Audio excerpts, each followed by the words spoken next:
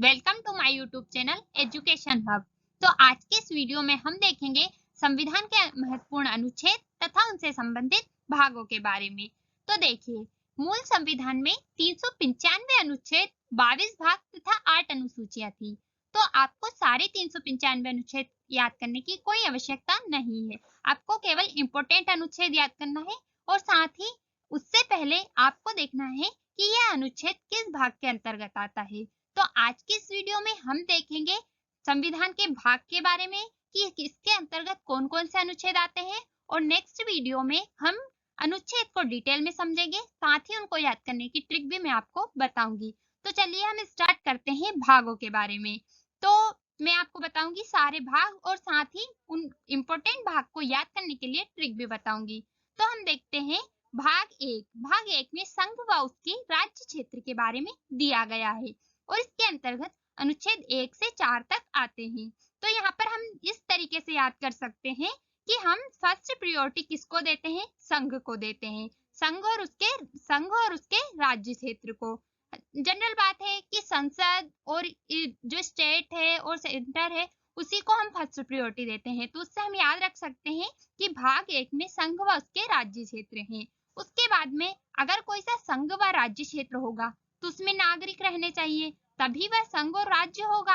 तो second number पर क्या आ जाएगा? नागरिकता। तो भाग 2 में नागरिकता के बारे में दिया गया है और इसमें आर्टिकल 5 से 11 तक है। उसके बाद में थर्ड हम देखते हैं मूल अधिकार, भाग 3 में। तो देखिए, नागरिक होंगे तो उनको मूल अधिकार भी देना होगा।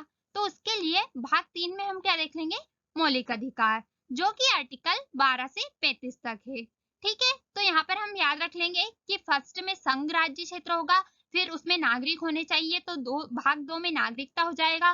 उसके बाद में उनको कुछ मौलिक अधिकार देने की भी आवश्यकता है, जैसे विचार अभिव्यक्ति की स्वतंत्रता, ये सारी चीजें। तो उसके लिए भाग 3 में हमने उनको मौलिक अधिकार दे दिए। फिर अब हम आते हैं फोर्थ नंबर पर राज्य के नीति निदेशक तत्व। तो अब जब संविधान बना था, आप सभी जानते होंगे कि जब संविधान बना था तब देश सारे अधिकार, सारी सुविधाएं देने के लिए सक्षम नहीं था। तो कुछ विषय थे जिन्हें नीति निदेशक तत्व के अंतर्गत रखा गया। तो फोर्थ नंबर पर हम क्या देख लेंगे कि नागरिकों के लिए कुछ और सुविधाएं थी, वो हमने फोर्थ नंबर पर रख दी है। तो भाग 5 में क्या आ जाएगा? राज्य के नीति निदेशक तत्व, और इसके अंतर्गत आ जाएगा आर्टिकल 36 से 51 तक। ठीक है, उसके बाद में आता है 4A। तो 4A में क्या हो गया? मौलिक कर्तव्य हो गया। अब हमने नागरिकों को मौलिक अधिकार भी दे दिए, उनकी सुविधाओं को भी एक भाग में रख दिया। अब उनको कुछ कर्तव्य भी तो बताने होंगे कि आपके लिए ये कर्तव्य है। तो उसके लिए हमने भाग 4A में क्या रख दिया?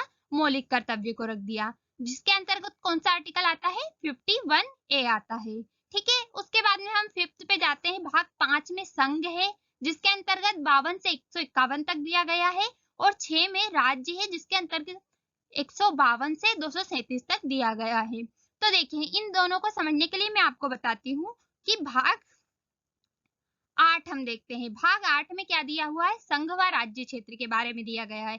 बट उससे पहले मैं आपको ये बताती हूँ कि भाग 7 को निरस्त कर दिया गया है, जिसमें कि सारे राज्य को ABCD में बांटा गया था, उसे निरस्त कर दिया गया और राज्यों को बना दिया गया। तो उसके लिए हम क्या समझ लेंगे कि 5 में संघ है और 6 में राज्य है, और उसके बाद में कौन सा आता है? 8 आता है। तो 8 में संघ व राज्य दोनों है, दोनों को मिला दिया। तो इससे आप याद रख सकते हैं कि 5 में संघ होगा, 6 में राज्य होगा और 8 में संघ राज्य क्षेत्र होगा। ठीक है, और इसके अंतर्गत आ जाएगा आर्टिकल 239 से 242 तक। उसके बाद में हम देखते हैं नेक्स्ट भाग 9। भाग 9 में पंचायतें हैं। उसके बाद में भाग 10 में 9A में नगर पालिकाएं हैं और 9B में सहकारी समितियां हैं। तो ये भी उसी से रिलेटेड है, पंचायत से। तो देखिए, इसको हम ऐसे याद रखेंगे कि जब संविधान निर्माण हो रहा था तब महात्मा गांधी के द्वारा पंचायती राज की अवधारणा रखी गई थी। तो इसको किस में रखा गया? नीति निर्देशक तत्व में। पर उसी टाइम संविधान में ऐड नहीं किया गया।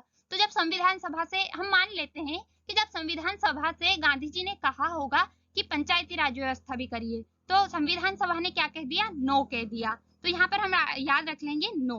भाग 9 में है तो कि नो कह दिया, मतलब नहीं, अभी ऐड नहीं करेंगे, इन्हें नीति निर्देशक तत्व में रखेंगे, आगे ऐड कर लेंगे। तो यहाँ पर आप भाग 9 से याद रख सकते हैं पंचायतें, और उन्हीं से रिलेटेड ये दोनों हो जाएंगे। 9A में नगर पालिकाएं हैं और 9B में सहकारी समितियां हैं। इसमें आर्टिकल हम देख लेते हैं कि भाग 9 में आर्टिकल 243 से 243 ओ तक है, 9A में 243 से 243 ZG तक है, और भाग 9B में 243 ZH से 243 ZT तक है।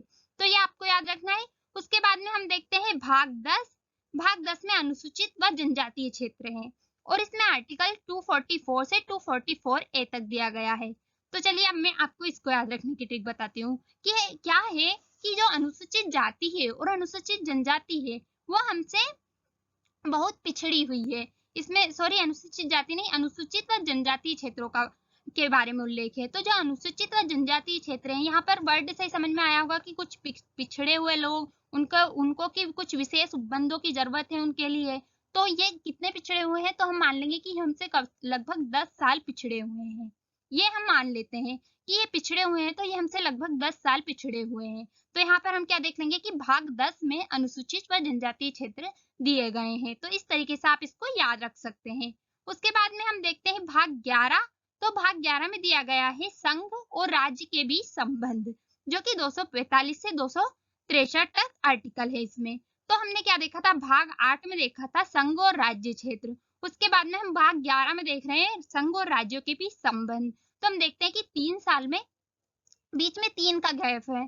तो हम देख लेते हैं कि यार कुछ ऐसा कोई संबंध बिगड़े तो नहीं है। तो इसके लिए हम इस तरीके से याद रख सकते हैं कि भाग 11 में संघ और राज्य के बीच में संबंध है, क्योंकि भाग 8 में संघ और राज्य का क्षेत्र था। ठीक है, इस तरीके से आप लिंक करके याद रख सकते हैं चीजें।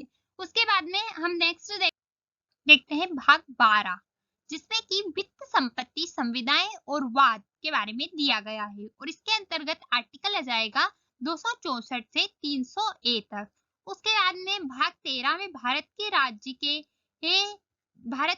क्षेत्र के भीतर व्यापार, वाणिज्य व समागम, इसके अंतर्गत आर्टिकल आ जाएगा 301 से 307। उसके बाद में भाग 14 में है संघ व राज्यों के अधीन सेवाएं, आर्टिकल 308 से 323 तक।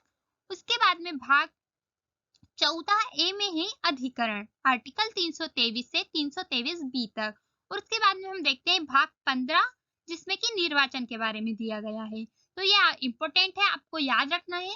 तो भाग 15 निर्वाचन, हमें ऐसे याद रखेंगे कि हम 15 किस टाइप से लिखते हैं, 1 व 5 लिखते हैं, 1 और 5 के हम 15 लिखते हैं। ठीक है, तो हम जब 1 और 5 लिखते हैं तो हम देखते हैं कि निर्वाचन कितने साल में होते हैं, 5 साल में होते हैं। जो चुनाव हमारे यहाँ होते हैं वो 5 सालों में होते हैं।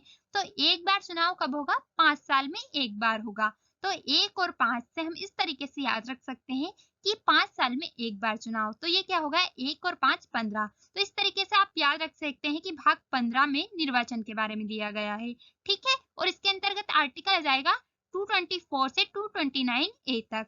उसके बाद में हम देख लेते हैं भाग 16, जिसमें कि ST, SC व आंग्ल भारतीय के संबंध में विशेष उपबंध दिए गए हैं। उसमें आर्टिकल आ जाएगा 330 से 342 तक। उसके बाद में हम देखते हैं भाग 17, जिसमें कि राजभाषा दी हुई है, जिसमें आर्टिकल आ जाएगा 343 से 351। तो आप कुछ इस तरीके से याद रख सकते हैं कि जब कोई बच्चा 18 साल का हो जाता है तो वह वयस्क हो जाता है, लेकिन जब वो 17 तक का रहता है, तो जब वो 17 साल का होता है तभी उसको अपनी राजभाषा सीख लेनी चाहिए, क्योंकि जब वो 18 का होगा तो वो वयस्क हो जाएगा और वो किसी भी सरकारी सेवा में जाने के लिए एक तरीके से थोड़ा एलिजिबल हो जाएगा। तो 18 में जब वो वयस्क होगा, वह मत देने का अधिकार उसे प्राप्त हो जाएगा, तो 17 में वह राजभाषा सीख लेना चाहिए। इस तरीके से आप इसे याद रख सकते हैं कि भाग 17 में राजभाषा है। कुछ फैक्ट के साथ हम इसे याद रख सकते हैं, कुछ भी रिलेट करके। तो इसमें हो जाएगा आर्टिकल 343 से 351 तक। ठीक है, उसके बाद में हम देखते हैं भाग 18, जिसमें कि आपात उपबंध दिया गया है। ये इंपॉर्टेंट है, इसमें आर्टिकल 352 से 360 तक है। तो इसको हम कैसे याद रखेंगे, भाग 18 आपात उपबंध। तो हमने जैसे देखा कि जब कोई 18 साल का होता है तब वह वयस्क होता है और तब उसे मत देने का अधिकार प्राप्त होता है। लेकिन सोचे कि आपातकाल लग गया, अगर आपातकाल लग गया तो चुनाव ही नहीं होंगे और फिर वो मत कैसे देगा? तो जब वो किसी से बोलेगा तो वो बोलेगा कि जब मैं 18 का था तब तो आपातकाल लग गया था, तो मैं मत ही नहीं दे पाया। तो इस तरीके से हम याद रख सकते हैं कि 18 में आपातकाल है। आपको कुछ चीजें याद रखनी होगी, उससे आप लिंक करके इसे याद रख सकते हैं। 18 में आपात उपबंध, उसके बाद में 19 में है प्रकीर्णन, 300 आर्टिकल 361 से 367 तक। उसके बाद में 20 में है संविधान संशोधन, ये बहुत ही इंपॉर्टेंट है। इसके अंतर्गत आर्टिकल आ जाता है 368, जो कि आपको याद रखना है। संविधान संशोधन आर्टिकल 368 में है। तो इसको हम कैसे याद रखेंगे कि देखिए मैंने आपको बताया था भाग 10 में क्या है, अनुसूचित व जनजातीय क्षेत्र के बारे में दिया गया है। तो जब हम अनुसूचित व जनजातीय क्षेत्र के लिए कुछ विशेष उपबंध बनाएंगे तो हमें संविधान में कुछ संशोधन करने की आवश्यकता लगेगी। ठीक है, तो हम इस तरीके से याद रख सकते हैं कि 10 में क्या था, अनुसूचित जाति व जनजाति थी, और उसके लिए जब कुछ उपबंध बनाएंगे तो हमें क्या करना पड़ेगा, संविधान संशोधन करना पड़ेगा। तो उसके ठीक 10 साल बाद क्या हो जाएगा, 20, तो 20 में क्या हो जाएगा, संविधान संशोधन। ठीक है, तो 10 में अनुसूचित व जनजातीय क्षेत्र हो जाएगा और 20 में संविधान संशोधन हो जाएगा।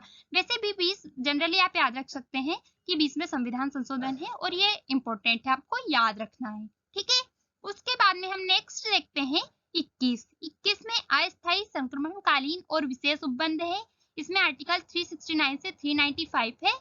और 22 में है संक्षिप्त नाम प्रारंभ, हिंदी में प्राधिकृत पाठ और विशेष उपबंध, ये आर्टिकल 393 से 395 तक है। ये दोनों इतना इंपॉर्टेंट नहीं है, बट फिर भी आपको याद रखना है, और बाकी इंपॉर्टेंट मैं आपको बता ही चुकी हूँ। तो ठीक है, इसको आप 1-2 बार देखेंगे फुल फोकस के साथ, तो आपको सारे भाग अच्छे से याद हो जाएंगे इजीली।